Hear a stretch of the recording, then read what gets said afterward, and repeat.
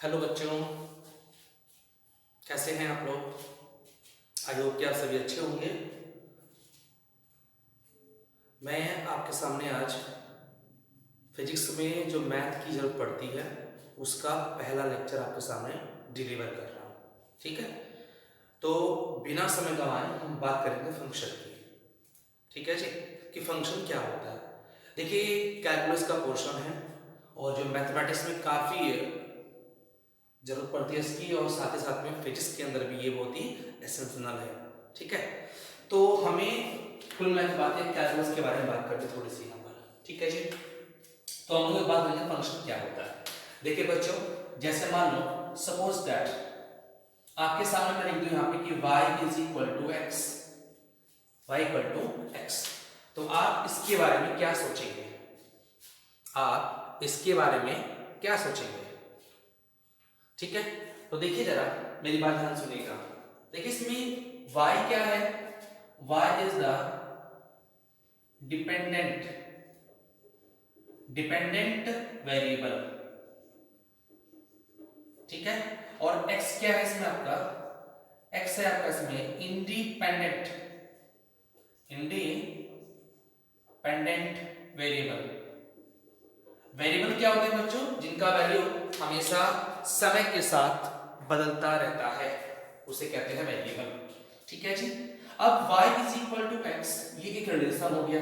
ये क्या है, रिलेशन।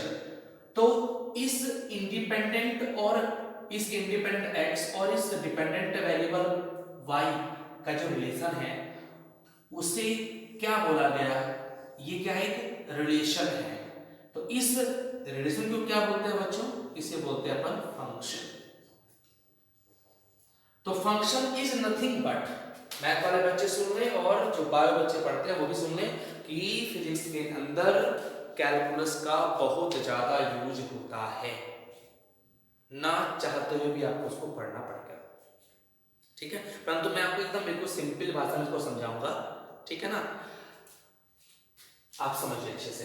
तो y is the dependent variable, x is the independent variable. क्या मतलब इसका हो गया कि x की वैल्यू आप अपने अकॉर्डिंगली चेंज कर सकते हो।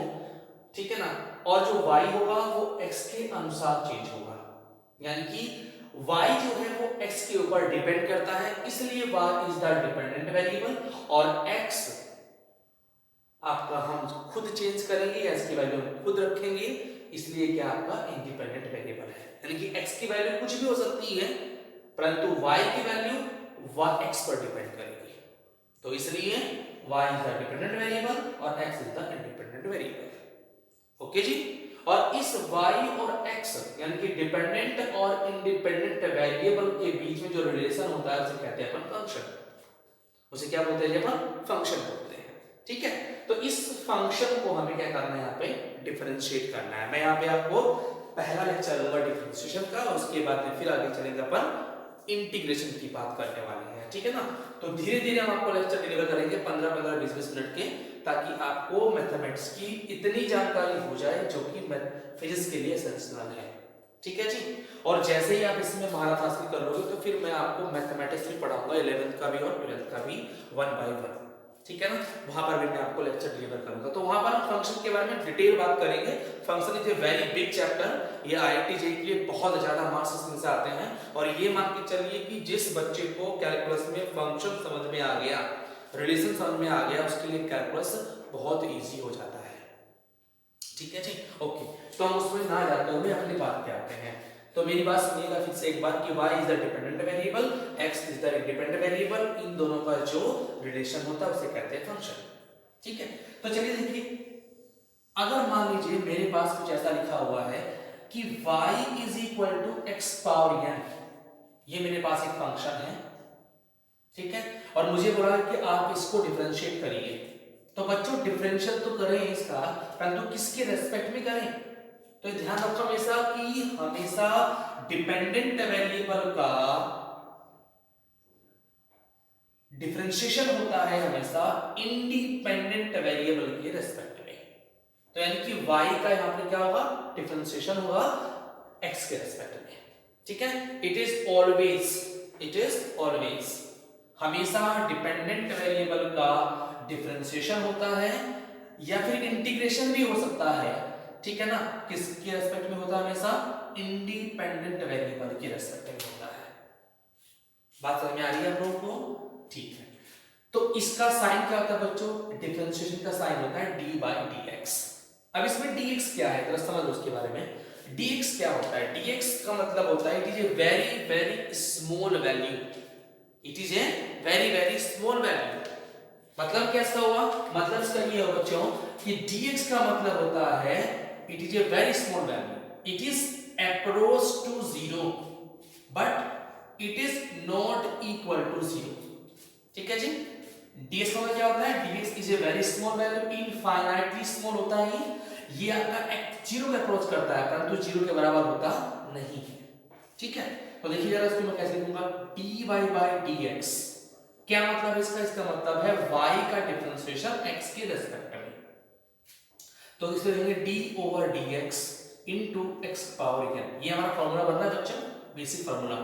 इसको हम थोड़ा सा और कैसे लिख सकते हैं, इसको लिखेंगे अपन कि जो पावर पहले आती है n into x power n minus 1 और पावर में घट जाता है। This is the formula.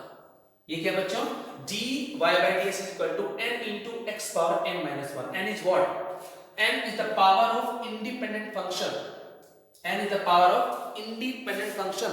ये कुछ भी हो सकती है, प्लस माइनस रेशनल इरेशनल, ठीक है जी, ट्रिग्नोमेट्रिकल फंक्शन, ठीक है, एक्सपोनेंशियल फंक्शन, लॉगरिथम फंक्शन, कुछ भी इसका वैल्यू हो सकता है। तो n कुछ भी हो सकता है, प्लस माइनस इनके नेगेटिव पॉजिटिव, ठीक है, फ्रैक्शन फॉर्म में हो सकती है, ट्रिग्नोमेट्रिकल फॉर्म में हो सकती है, लॉगरिथम फॉर्म में हो सकती है, एक्सपोनेंशियल फॉर्म में हो सकती है, यानी एनीथिंग कुछ भी हो सकती है।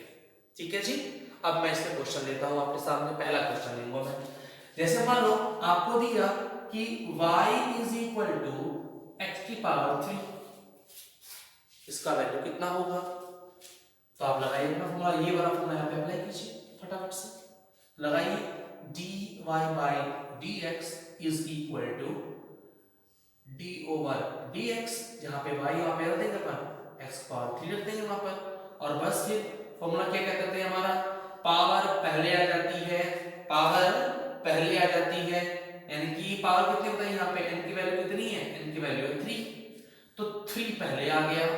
यहां से देखिएगा जरा, इससे देखिए n into x power n minus 1, n कितना बोला है बच्चों, 3 है, तो 3 पहले आ गया और x पावर 3 minus 1, तो बोलो आंसर कितना हुआ, dy by dx is equal to 3x square। This is the answer. ठीक है, दूसरा एक क्वेश्चन लेते हैं, 2 नंबर का लेते हैं। इसमें y इक्वल टू x की पावर -4 ले लेते हैं, कोई प्रॉब्लम नहीं है।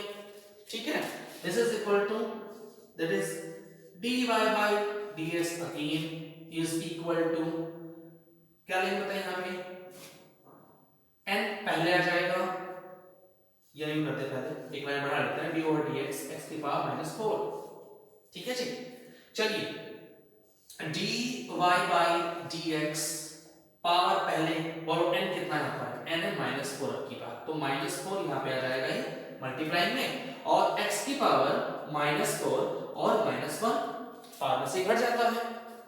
ठीक है जी, ओके, लेंगे यहाँ पे dy by dx कितना हो, बोलो -4 तो एज इट इज रहेगा, -4 into x की पावर -4 माइनस कितना, -5।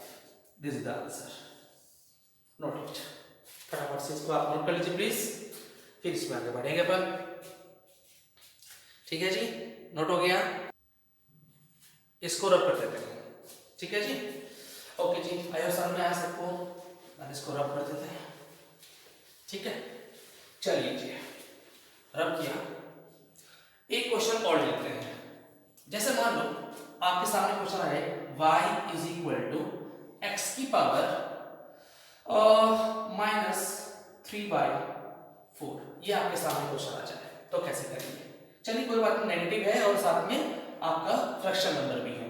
देखते हैं dy by dx, same formula अपना बेसिक पे रहेंगे, क्या करेंगे बताइए, d over dx इनटू इतना रखिएगा था यहाँ पे x पावर माइनस के 3/4।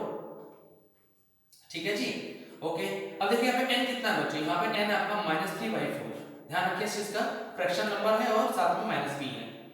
चलिए सेम बेसिस अपना क्या फॉर्मूला है, n into x power n-1। चलिए पूरा कर लेते हैं इसको।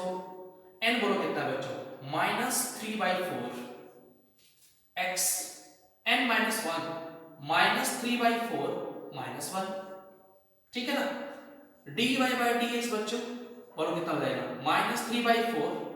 अब देखिए आपको फ्रैक्शन बनाना आता है, कैसे जोड़ते हैं कैसे घटाते हैं, चलिए करिए। 4 1 जा 4, तो ये आएगा 4 3, ये आएगा 7/4। दिस द आंसर, ये इसका आंसर हो गया। ठीक है जी। अब मैं आपके सामने कुछ फॉर्मूले लिख दे रहा हूं उसके, जो आपको कल याद करके आने हैं, और कल की क्लास स्टार्ट होने से पहले आप सभी लोग उसको एक बार मेमोराइज कर लेंगे। उसके बाद हम आगे डिफरेंशिएशन को कंटिन्यू करेंगे। ठीक है, तो फॉर्मूले देखिए जरा क्या कहेंगे। पहला फॉर्मूला बच्चों क्या है, ये आपके फॉर्मूले में यहां लिख दे रहा हूं, d/dx x की power n is equal to n into x power n-1। दूसरा क्या फॉर्मूला था, d/dx x is equal to 1।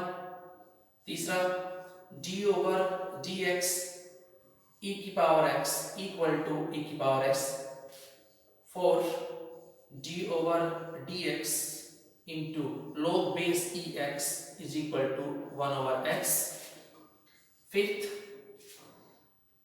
d/dx any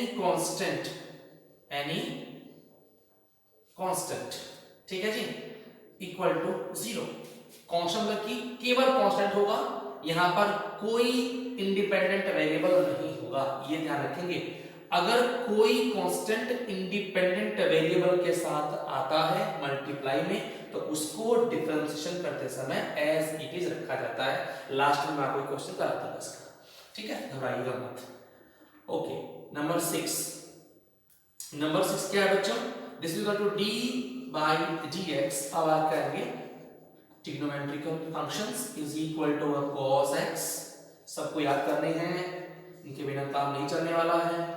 d/dx cos x equal to minus of sin x। ठीक है जी। Number 8 d/dx into tan x is equal to sec square x। फॉर्मूले तो रखने ही पड़ेंगे आपको, चाहे कुछ भी हो जाए, इनके बिना काम चलेगा नहीं। ठीक है जी। 9 number d/dx into that is cosec x is equal to होगा minus of cosec x into cot x। Number 10 d/dx into sec x is equal to sec x into tan x। और number 11 d/dx cot x is equal to minus of cosec square x। ठीक है जी, ये basic फार्मूले हैं, आपको पता होना चाहिए। ठीक है, अब देखिए जरा मैं एक क्वेश्चन और करा देता हूं आपको। ये क्वेश्चन नंबर कौन सा है, जो भी है आपका। ठीक है, क्वेश्चन क्या है कि y इज इक्वल टू, अगर आपके सामने कुछ ऐसा आ जाए 3x की पावर लेट्स 3, यही आता है। तो देखिए ये क्या है, इंडिपेंडेंट वेरिएबल है, इसके साथ में क्या हो गया, कांस्टेंट आ गया मल्टीप्लाई में। तो जैसा होगा उसको वैसे ही रखना है, डिफरेंशिएशन करना हो तब भी और इंटीग्रेशन करना हो तब भी, ये ध्यान रखेंगे हमेशा। dy/dx, ठीक है जी, दिस इज 3d/dx x³। ठीक है, इसको जैसे मल्टीप्लाई में है तो मल्टीप्लाई में, अगर ये आपका डिवीजन में है तो उसको डिवीजन में रखेंगे। ठीक है, जैसा है वैसा ही रखना है, इसके साथ कोई छेड़छाड़ नहीं करनी अगर कांस्टेंट वैल्यू किसी इंडिपेंडेंट वेरिएबल के साथ आया है तो। ठीक है जी, ओके, अब सिंपल हो गया, अब आराम से करिए इसको। तो dy/dx 3 पहले से ही है, और 3 इंटू बोलो कितना, n पहले आ गया, यानी कि n कितना आता है, ये n इक्वल टू 3 है, तो n पहले आ गया, x की पावर n-1 यानी कि 3-1। तो dy/dx इज इक्वल टू 3 3 जा 9, x स्क्वायर। ठीक है, ओके जी, थैंक यू वेरी मच। कल याद रखिएगा। Bye bye.